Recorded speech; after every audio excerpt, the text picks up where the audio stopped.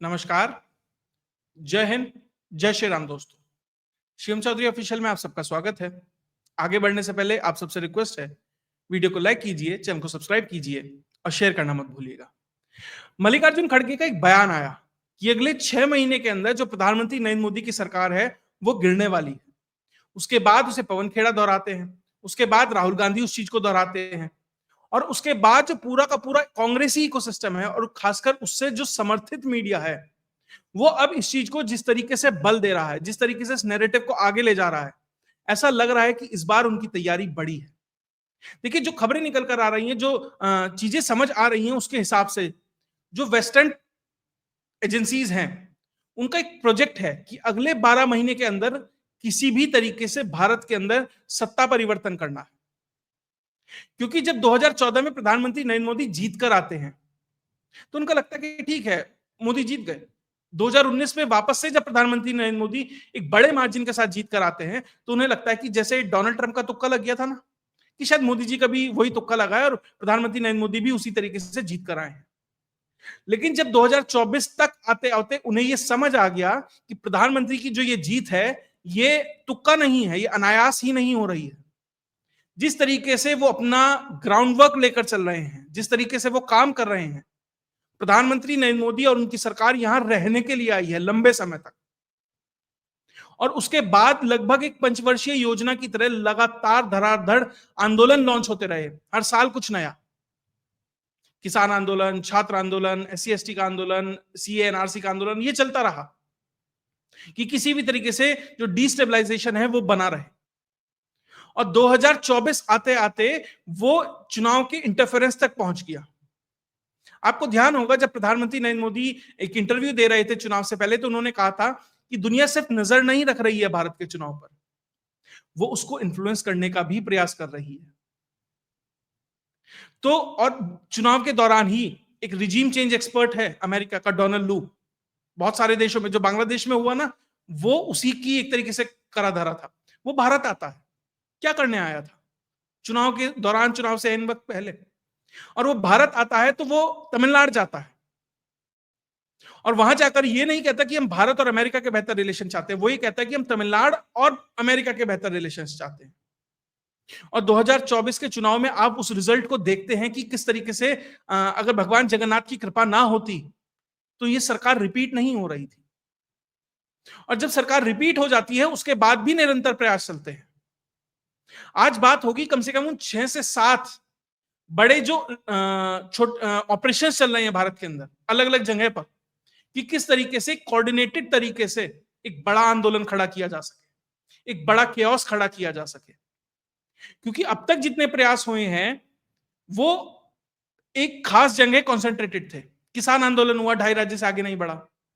CA NRC का आंदोलन होता है तो वो दिल्ली या 1-2 शहरों से बाहर बड़ा बड़ा रूप नहीं ले पाता है, क्योंकि भारत इतनी विविधता से भरा हुआ देश है कि एक आंदोलन, एक मुद्दा एक जगह नहीं चलता, एक जगह चलता है दूसरी जगह नहीं चलता है। आप एक आंदोलन से पूरे देश को कवर नहीं कर सकते, आप बांग्लादेश को कर सकते हैं, इंडोनेशिया में जो कर सकते हैं, यूक्रेन में कर सकते हैं, भारत में नहीं कर सकते। तो अब स्ट्रेटेजी बदली है कि छोटे छोटे छोटे छोटे इग्निशन पॉइंट डेवलप किए जाए कि वहां से क्योस खड़ा हो और उस सबको ले जाकर एक जगह इकट्ठा किया जाए। और ध्यान रखिएगा, अगले 6 महीने में प्रयास यह है कि चीजों को इस तरीके से आगे बढ़ाया जाए कि जब देश में ज्यादातर राज्यों में अस्थिरता हो, महाराष्ट्र, तमिलनाडु, पश्चिम बंगाल, बिहार, और उसको ले जाकर एक फोकल पॉइंट बनाकर दिल्ली पर टारगेट किया जाए। ये पूरा का पूरा प्रयास है, इन्हीं के ऊपर बात होगी। सबसे पहले किस तरीके से भारत के अंदर जाति के आधार पर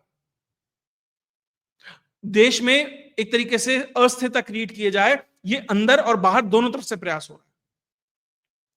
सबसे पहले राहुल गांधी क्या कहते हैं, टूल किट कहां से शुरू होती है कि देखिए IIT में सारे के सारे जो अगड़ी जाति के लोग हैं, तथाकथित अगड़ी जाति के लोग हैं, वो जाते हैं, वो क्वेश्चन पेपर सेट करते हैं, इसलिए देखिए उनको ज्यादा एडमिशन मिलता है, वही पढ़ाते हैं, वही इनका कब्जा है। उसके बाद वो जातिगत आरक्षण की बात करते हैं कि 50% का बैरियर तोड़ दिया जाए। तो वो एक क्लास कॉन्फ्लिक्ट करना चाहते हैं कि भैया किस तरीके से अगड़े और पिछड़ों के बीच में, क्योंकि पिछड़ा मांगेगा 50 से ज्यादा और अगड़ा कहेगा कि भैया एनक्रोचमेंट की हो रहा है, तो ये पूरा का पूरा प्रयास है। और उसमें कौन एंट्री लेता है? उसमें एंट्री लेता है अमेरिका। पीटर नवारो क्या कहता है कि ब्राह्मण इससे फायदा उठा रहे हैं। तो पूरा का पूरा ये प्रयास है कि देखिए जो एजुकेशन सिस्टम है उस पर भी अगड़ों का कब्जा है, जो आपका इकोनॉमिक व्यवस्था है उस पर भी अगड़ों का कब्जा है। अगर कहीं कोई फायदा हो रहा है तो वो इन सब लोगों का फायदा हो रहा है, और भैया नुकसान हो रहा है टैरिफ से तो पिछड़ों का नुकसान हो रहा है, क्योंकि टेक्सटाइल इंडस्ट्री और इस तरीके में एक तरीके से मध्यम या लोअर मध्यम क्लास का ही व्यक्ति नौकरी करता है, उन चीजों से जुड़ा होता है। लेकिन वो ये नहीं दिखा रहे कि जो ये तेल खरीदा जा रहा है, जो टैरिफ के खिलाफ लड़ाई लड़ी जा रही है, ये अगड़े पिछड़ों की लड़ाई नहीं है, ये लड़ाई है भारत की अस्मिता के लिए। तो किस तरीके से जाति के आधार पर चीजों को अभी आप और आगे बढ़ते दिखाई देंगे। एक न्यूज फैलानी शुरू कर दी कि देखो बीजेपी में जाति के आधार पर एमएलए मीटिंग कर रहे हैं यूपी के अंदर। ऐसी छोटी छोटी छोटी छोटी चीजें, उस तरह के ट्विटर हैंडल्स एक्टिव हो जाएंगे, उस तरह के यूट्यूब चैनल्स एक्टिव हो जाएंगे, वीडियोस आएंगी, आपको ये चीजें और इंटेंसिफाई होती दिखाई देंगी। और उसके बाद जब इसके ऊपर कुछ एक्शन लिया जाएगा तो उसे ये दिखाया जाएगा कि जो राहुल गांधी है वो तो ओबीसी के लिए लड़ रहे थे, लेकिन मोदी जी बीच में आ गए। यही हो रहा था ना महाराष्ट्र के अंदर। महाराष्ट्र के अंदर मराठा आरक्षण की लड़ाई लड़ी जा रही थी कि भैया ओबीसी में हमें एंट्री दी जाए। अब देखिए वहां पर भी कॉन्फ्लिक्ट होगा, भले ही सरकार ने उसे बहुत हद तक कंट्रोल कर लिया है, लेकिन महाराष्ट्र में भी अब यह प्रयास था कि उसे किस तरीके से आग लगाई जाए उसके अंदर। और ध्यान दीजिएगा महाराष्ट्र के अंदर जो ये मराठा आंदोलन चल रहा था ना, जाति के आधार पर, ये क्लास के आधार पर, उसे कौन सपोर्ट कर रहा है? ये जो मनोज जरांगे पाटिल है, इसको कौन सपोर्ट करता है पीछे से? वो बारामती वाला नेता जो सस्ता चाणक्य है महाराष्ट्र का, आज इंडिया अलायंस में बैठा है, उसका ही आदमी है ना मनोज जरांगे पाटिल। और क्या वहां पे मांग रखी गई कि मराठाओं को आरक्षण दिया जाना चाहिए, 50% का बैरियर तोड़ के दिया जाना चाहिए। अब सरकार ने 8 में से 6 मांगे तो मान ली हैं, आरक्षण दे दिया है। ओबीसी जो 27% का ओबीसी है, एक्स्ट्रा आरक्षण ना देकर जो 27% का ओबीसी का ब्रैकेट है, उसी के अंदर अब आरक्षण दिया जाएगा मराठाओं को। लेकिन अब देखिए वहां पर भी संघर्ष होगा। वहां संघर्ष इस तरीके से होगा, जो ऑलरेडी एग्जिस्टिंग ओबीसी कम्युनिटीज हैं उन 27% में वो कहेंगे कि आपने और एक्स्ट्रा लोग ला दिए हैं। अब वो सरकार के खिलाफ खड़े हो जाएंगे।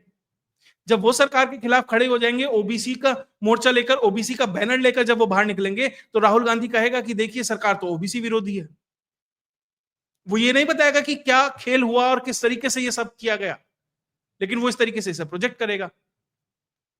और पूरी की पूरी तैयारी मराठा आंदोलन के नाम पर, आपने बहुत सारे वीडियोस फुटेजेस सब देखे थे कि मुंबई सीजर कैसे हो, मुंबई को किस तरीके से हाईजैक किया जाए, जिस तरीके से किसान आंदोलन में दिल्ली को किया गया था, यह पूरा का पूरा प्रयास था। लेकिन सरकार एक्टिव होती है, चीजों को मैनेज किया जाता है, और जरांगे पाटिल को एक तरीके से वो जो आंदोलन है वो खत्म करता है। कब तक करता है? दोबारा नहीं आएगा, इसकी क्या गारंटी है? तो महाराष्ट्र से वो आग लगाने की एक तरीके से तैयारी थी किस तरीके से महाराष्ट्र से चीजों को आगे बढ़ाया जाए। उसके बाद बात पहुंचती है पश्चिम बंगाल। एक प्रोजेक्ट पश्चिम बंगाल में भी शुरू होने वाला है। अभी ममता बनर्जी की एक रैली थी कल, वो जो जगह थी वो आर्मी की जगह थी। देखिए छोटे छोटे मुद्दों को किस तरीके से अपने राजनीतिक फायदे के लिए बड़ा बनाया जाता है, और उसे एक बड़े प्रोजेक्ट में किस तरीके से इंटीग्रेट किया जाता है, आप समझिएगा। यहां से पश्चिम बंगाल में एक रैली होनी थी, जो जहां रैली होनी थी वो आर्मी की जगह थी। आपको वहां परमिशन लेनी चाहिए थी कुछ भी करने से पहले, लेकिन आप परमिशन नहीं लेते और आप मंच बांध देते हैं। जब आर्मी के जवान आते हैं, उस मंच को हटाते हैं, ममता बनर्जी वहां पहुंचती है और वो किस तरीके से उस चीज को प्रोजेक्ट करती है कि देखिए हम बात कर रहे थे जो बंगाली भाषी लोग हैं जिनके खिलाफ दिल्ली एक तरीके से एक्शन ले रही है, क्योंकि सीए, एनआरसी और ये इमिग्रेशन जो बिल आया उसके माध्यम से जिस तरीके से इलीगलों को बाहर भगाया जा रहा है, तो ये कहा जाने लगा कि देखिए बंगाली भाषियों के खिलाफ जो दिल्ली सरकार है वो एक्शन ले रही है, वो उन्हें परेशान कर रही है, और जब हम उनकी बात उठा रहे हैं तो आर्मी भेजकर हमारे पूरे के पूरे प्रोग्राम को हाईजैक किया जा रहा है, उसे हटाया जा रहा है। अब इसे हिंदी वर्सेस बंगाली बनाया जाएगा, अब इसे दिल्ली वर्सेस कलकत्ता बनाया जाएगा चुनाव तक। और उसके बाद अभी तो बिहार, माफ कीजिएगा, पश्चिम बंगाल के अंदर एसआईआर आना है। फिर आप देखिएगा किस तरीके से ममता बनर्जी चिल्लाएंगी कि जो बंगाली भाषी हैं उनके खिलाफ जो एक तरीके से डिस्क्रिमिनेशन जो ये सरकार कर रही है, उसको मुद्दा बनाकर किस तरह की सेपरेटिज्म की पॉलिटिक्स को खेला जाएगा पश्चिम बंगाल के अंदर साफ साफ दिखाई दे रहा है। तो महाराष्ट्र में कोशिश की मराठा आंदोलन के नाम पर, जाति के नाम पर, क्लास के नाम पर, अब बंगाल में रीजनलिज्म के नाम पर आग लगाने की प्रयास किया जाएगा। उसके बाद दूसरा प्रोजेक्ट शुरू होता है तमिलनाडु के अंदर, और सारे के सारे या तो इंडी अलायंस वाले राज्य हैं या इंडी अलायंस समर्थित आंदोलन आपको दिखाई देंगे।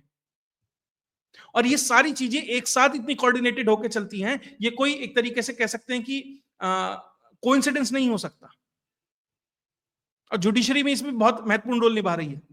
अभी जो मद्रास हाई कोर्ट है, उसका एक निर्णय आता है, एक सिंपल निर्णय, एक केस था कि जो टेंपल प्रॉपर्टी है, जो हिंदू मंदिरों की जो प्रॉपर्टी है, उस पे सरकार का कोई हक नहीं है।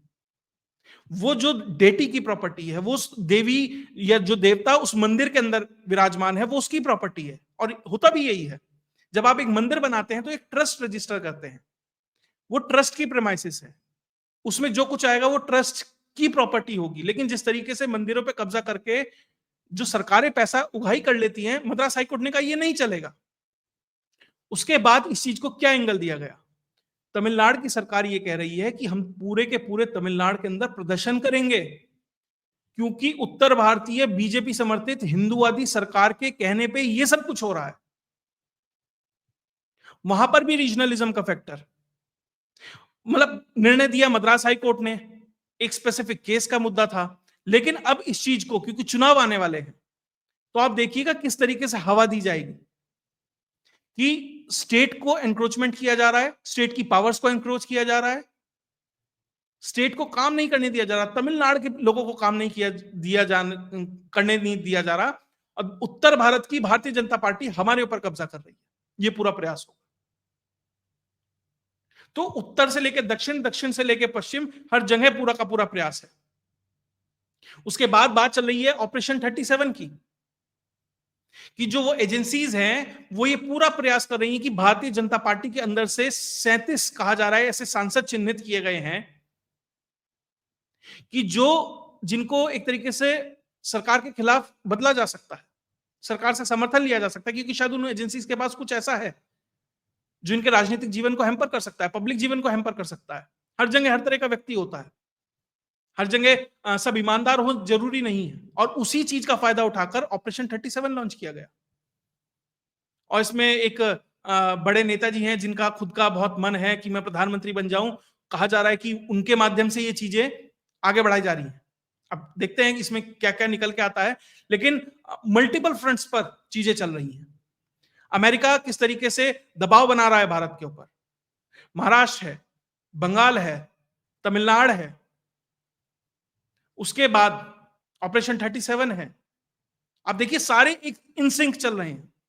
और इन सबसे पहले भी दो प्रयास हो चुके हैं। सबसे पहला जो जगदीप धनखड़ ने प्रयास किया, यही तो कर रहे थे ना कि एक फेल्ड बिजनेसमैन को भेज रहे थे चंद्रबाबू नायडू के पास, और ये सब काम कौन करवा रहा था, जयराम रमेश करवा रहा था। किससे, धनखड़ साहब से, कि सरकार को कहिए, चंद्रबाबू नायडू को कहिए कि सरकार से समर्थन वापस हो। ये किया जा रहा था, उसमें वो फेल हो गए। उसके बाद जो ऑप सिंदूर हुआ, वो भी यही प्रयास था कि प्रधानमंत्री नरेंद्र मोदी के ऊपर इस हद तक दबाव बनाया जाए। इंटरनली आप इलेक्ट्रली नहीं कर पा रहे, आइडियोलॉजिकली नहीं कर पा रहे, आप जिस तरह के छोटे छोटे आंदोलन खड़ा करते हैं शायद उतने सक्सेसफुल नहीं हो पा रहे, तो एक्सटर्नल फैक्टर से इन्फ्लुएंस किया जाए कि जब पाकिस्तान से प्रधानमंत्री नरेंद्र मोदी को मुंह की खानी पड़े, तो जो साथी दल हैं वो इतने असहज हो जाएं कि शायद उन्हें समर्थन वापस लेना पड़े, ये दिखाने के लिए कि मोदी जी अब कैपेबल नहीं रहे। पूरा प्रयास था। तभी तो पाकिस्तान के साथ चाइना भी खड़ा था, अमेरिका भी खड़ा था, सैटेलाइट सपोर्ट था, टर्की के ड्रोन्स थे, 4-4, 5-5 देश एक साथ खड़े होके एक्सटर्नली इन्फ्लुएंस करना चाह रहे थे, नहीं हो पाया ना। तो मल्टीपल अटैक, मल्टीपल फ्रंट से किस तरीके से लगातार डेवलप किए जा रहे हैं, खड़े किए जा रहे हैं।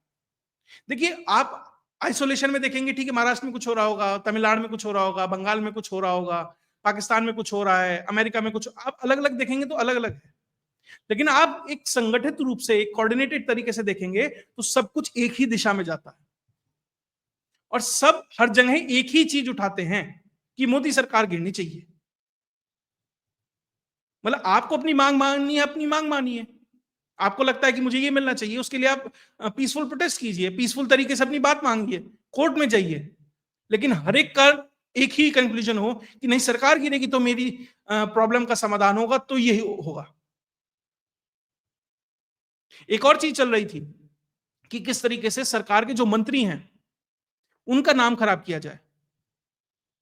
अश्विनी वैष्णव का नाम चला कि ये होता है वो होता है जी, पूरी कहानी गढ़ी गई। एक पूरा पीआर चलाया जाता है कि किस तरीके से जो प्रधानमंत्री की कैबिनेट के मंत्री हैं उनका नाम किस तरीके से खराब किया जाए। उसके अलावा अब खबरें चलने लगी है कि जो जयशंकर है उनकी प्रधानमंत्री नरेंद्र मोदी से नहीं बनती है। ओआरएफ वाला पूरा मुद्दा उठाया जाता है, बाद में वो ट्वीट डिलीट होता है कि देखिए जयशंकर जी की प्रधानमंत्री से नहीं बन रही है, जयशंकर की वजह से भारत के अमेरिका के संबंध खराब हो गए हैं और जयशंकर की वजह से प्रधानमंत्री की डिप्लोमेटिक जो डिप्लोमेसी है वो नहीं चल रही है। तो किस तरीके से जो हाई परफॉर्मिंग लोग हैं, जो इंपॉर्टेंट कोर के लोग हैं, जो कैबिनेट का हिस्सा है, आप मोदी का तो नाम खराब कर सकते हैं, आपके पास है ही नहीं कुछ भाई, कोई करप्शन का केस नहीं है, कोई ऐसा बड़ा ब्लंडर नहीं है, वो काम करते हुए दिखाई देता है। हो सकता है कि उस निर्णय में गलती हो जाए, लेकिन इंटेंशन साफ दिखाई देती है कि हाँ एक बेहतर इंटेंशन के साथ कम से कम ये व्यक्ति काम कर रहा था। तो आप अगर टॉप को नहीं कर सकते तो उनके नीचे के जो लोग हैं उनको टारगेट करना शुरू कीजिए। तो एक पूरी पीआर एक्टिविटी किस तरीके से एक्टिवेट हो जाती है कि भैया इन इन लोगों को चिन्हित करो और इनका नाम खराब करो। एक स्कैम 1992 करके एक सीजन आया था, उसमें एक बहुत अच्छा डायलॉग था, किसी का काम ना खराब कर सको ना तो उसका नाम खराब कर दो, वही प्रयास है।